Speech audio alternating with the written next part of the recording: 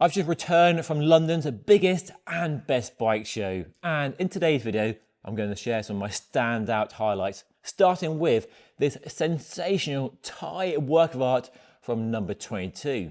This is a brand new Reactor Aero. It's been in development for the last few years, and the first time I've actually seen it in the flesh, or in the metal should I say, and should be available to buy in early 2026. You can put a deposit down now if you want. And you need deep pockets because the price is about $15,000 to $17,000 for the frame set. And it certainly does look aerodynamic, and they reckon, they're confident, it's as aero as any of the latest carbon aero bikes on the market right now. I'm sure they'll put it in the wind tunnel to see how aero it actually is. And it is a stunning bike to look at and fully 3D printed in 10 parts. They work with a partner, Ram 3D, based in New Zealand, because 3D printers cost a fortune and then welded and assembled in the company's New York facility. And there are some lovely details. They've made their own internal routing system with a one-piece stem and handlebar, but you can change the carbon handlebar very easily because it clamps into the sort of clamshell stem. And I love the way the seat post is exposed at the back of the seat tube. And they've even made their own 3D printed cranks and chainring as well. From a prototype 3D printed titanium bike made to be aerodynamic to a new prototype from British company Reap. It's called the Code, but a really interesting detail is how they are trying to achieve a bike that's a usable aero road bike in the real world. So while it's aero like a race bike, and they hope will be delivering good aero results in the Silverstone wind tunnel, the geometry is a bit more laid back than a typical race bike, so a higher stack and a shorter reach, and has space for bigger tyres, so clearance is about 34 to 35, and they call it the perfect road bike. Aero, stiff, comfy and lightweight. Big claims indeed. And they're actually working on how to pitch the bike, how to describe the bike, because it looks like an aero race bike, but not trying to be an aero race bike like a Cervelo S5 or something like that, trying to be a more usable aero road bike that won't beat you up and won't be heavy and should be a fun bike to ride. So yeah, no idea when that comes to market, but stay tuned on that one. And here is another aero bike you can't actually buy. Well, not in this yellow colorway. This is a Tadej Pogacar Tour de France replica race bike in stunning yellow with the World Champs stripes and matching NV wheel logos. You can buy a Y1 RS, the company's aero road bike, in a conventional colorway, but it's yellow. As far as I'm aware, you can't actually buy. So you can look, you can touch, you can stroke, but you definitely can't buy. And while the bike has been out for nearly a year now, it still looks as striking and bold and radical as when I first saw it in Benidorm last December. So yeah, a bike you can't buy in the colorway, but does look absolutely amazing, with drawing quite a crowd at the Ruler Live Bike Show. Another bike I've only seen for the first time at the Ruler Live Bike Show is a brand new Trek Check Out, the company's full suspension gravel exploring adventure bike, and it looks really cool. Some interesting details on it, of course, the RockShot Rudy XL suspension fork with 60mm of travel, a super wide flared handlebar, possibly a bit too wide, but suits the adventure bikepacking vibes quite well. External routing, so that's quite sensible, and a RockShox Sid Lux rear shock, delivering a cute 55mm of rear travel. So it looks like a full suspension mountain bike, but with a drop handlebar, space with big tyres. There are mountain bike tyres on it as well, and a SRAM Explore group set with a UDH dropout on the back, of course. Take the rack off, give it a decent paint job, and a slightly narrower, less flared handlebar, and I reckon it'd be a pretty interesting bike to ride. And while suspension on gravel bikes is not everyone's cup of tea, I know, for something like Badlands, it might be the perfect package, and loads of mounts for bags and bottles and accessories as well. So really interesting bike, excited to really see it in the flesh for the first time, and I can't wait to ride it, hopefully very, very soon. Now, this is an absolute gem of a bike. Sturdy Cycles by Tom Sturdy, based in Somerset in the UK, makes some of the most beautiful titanium bikes you'll ever see. They really utilize 3D printing in their bikes, and they make not just the frames, but also the cranks, the chain rings, the seat posts, even the one-piece handlebar and stem, and even the brake levers as well. So almost a full bike, just a drivetrain and wheels they don't yet make. So very impressive details indeed. And if the details you like the look of and you have the money to buy a Sturdy, they are fully custom. You can have whatever you want. It's a blank sheet of paper. But while that's possibly quite daunting, if you don't know where to start, you don't really know what you want, Sturdy are now offering off the peg bikes in a range of sizes to narrow down that choice, but still a wide range of options to suit whatever requirements you might have. Available in both a road and gravel version, and this was the road version on display at the bike show and looks stunning. The bike is still made to the same high standard as all Sturdy bikes, but just made with fewer options, basically, distilling all their expertise of making thousands of frames over the years into the perfect expression of a Sturdy bicycle, I guess, and probably the sort of bike that Tom Sturdy himself would ride, and a bike I would absolutely love to ride, and hopefully might get a chance later this year. So stay tuned if you want to see that. Make sure to hit that subscribe button down below.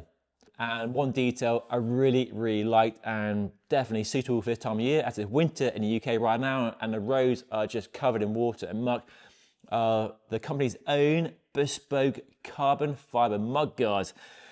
They are made to their own design, they look amazing, and they're super sturdy. Mud guards can often rattle and squeak, but these don't rattle or squeak at all. You can press really hard on the mud guard, it doesn't move at all. So very sturdy, very durable, and a really nice detail on a beautiful bike. Another beautiful bike from another British company is the Condor Cycle Super Acciaio, which has been around for probably over 10 years now. It's a road bike designed to be as performance focused as any carbon fiber road bike in the world right now. And they have a brand new colorway, a sort of purple, blue, pearlescent flip paint finish. It looks amazing. And I've always liked the Condor, the Super Acciaio, for the ride quality, the ride performance, and proving that steel is a material that can still cut it in a world dominated by carbon road bikes. So oversized Columbus Spirit HSS tubing with a 44mm head tube up front, so nice beefy front end. Available with disc brakes, as you see here, and fans of rim brakes rejoice. There is a rim brake version 2. It's made by hand in Italy with lovely details.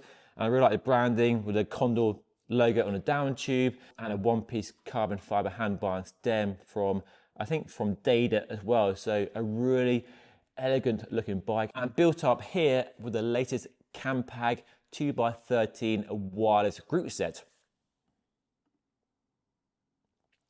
This might be the future of the modern road bike, the Ridley Grifn RS.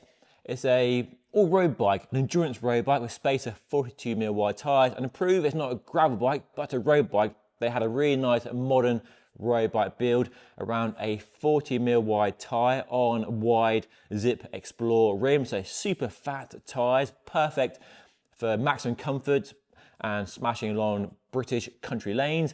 And then a SRAM Explore 1x group set with an Aero chainring, which I think looks fantastic, and I really like the new purple chain. It does clash a bit with the green frame, the black-green frame fade, in my opinion, but it still looks pretty good.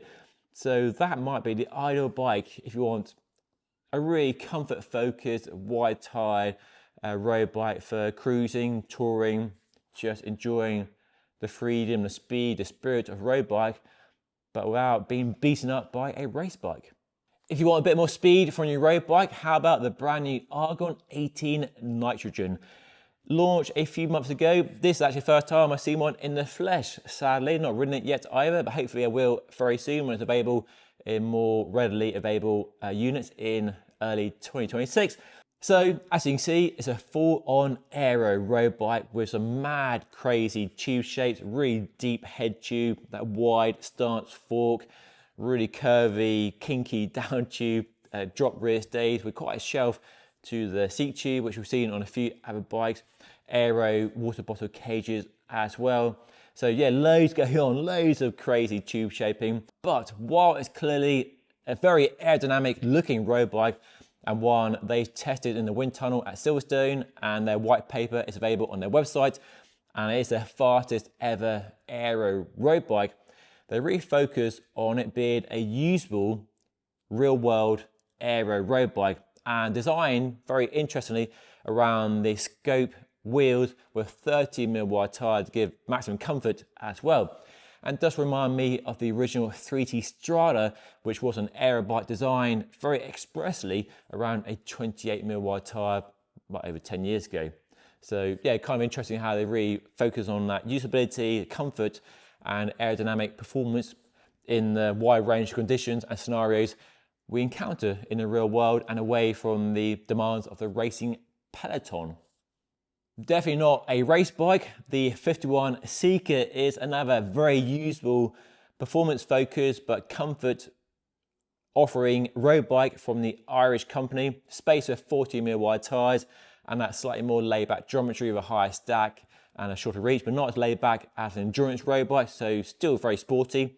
If you saw my review, you'll know how much I like the bike and how well it does ride. And while it's not new, at the show they had a brand new Acciaio collab colorway, which I think looks really, really good. Very subtle branding, but I love the bronze colorway. It's one of one and will be on show at the Acciaio store in London. But I'm sure if you make them an offer, they might sell you one. I think the color looks really, really good. And the build they had on display shows the versatility of the platform. Spec'd with wide tyres and a 1x13 group set here from Campag with a brand new super record, and you can utilize the UDH dropout for a SRAM Explore group set.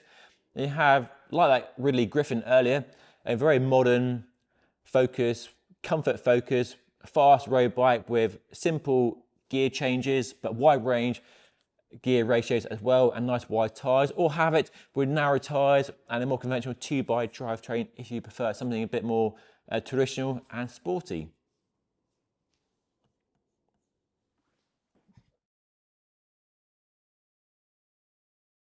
Esteemed frame builder Ricky Feather launched a new brand last year, I believe it was, called Weekender, and this was his personal winter bike on display at the show. You can buy this one as well, called the Omni, and looks stunning. I love the colour, and I love the colour match stem from MV, the colour match fork, and the mud guards, and the pump, and it's packed full of details. I also love the external Chris King headset, which you don't often see on road bikes these days. They're all internal. So a bit of a nod, a throwback to when headset bearings were on display, along with an external seat clamp as well to match. And I like the detail of the exposure light built into the rear mudguard too.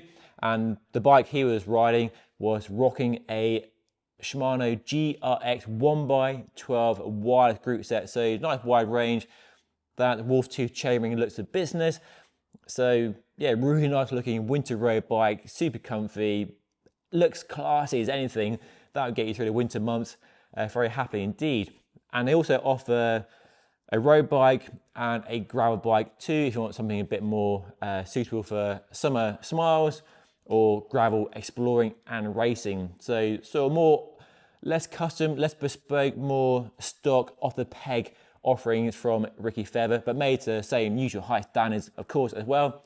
So definitely bikes I want to swing a leg over and definitely take a closer look at very, very soon. What do you think? Let me know by dropping a comment down below. Then finally, the brand new Mason Cycles Definition Integrale, which is their aluminium road bike, but now offered with internal routing. But fear not, you can still buy a Definition with external routing if you prefer. This they're offering to those people who want and demand and expect internal routing for how clean and modern it looks. And along with that change, the geometry has been refined to be a bit sportier, so it gets a slightly racier version compared to the regular standard Definition. and built up here with Hunt deep section wheels. It was on the Hunt stand actually, with some nice wide profile tyres and a SRAM Explore group set, making use of that UDH dropout. And it's a launch edition frame. This is 00 of 25 being built, and I think it looks pretty amazing. So still made in Italy with all the usual Mason attention to detail. So yeah, very, very nice indeed. And I'll leave you, end this video with some classic road bikes, classic time trial bikes from years gone by, including the stunning Lotus track bike. So yeah, some very, very nice bikes, bringing us right up to date with the latest Canyon time trial bikes. So yeah, hopefully enjoyed this roundup of some of the standout bikes from the recent Ruler Live bike show.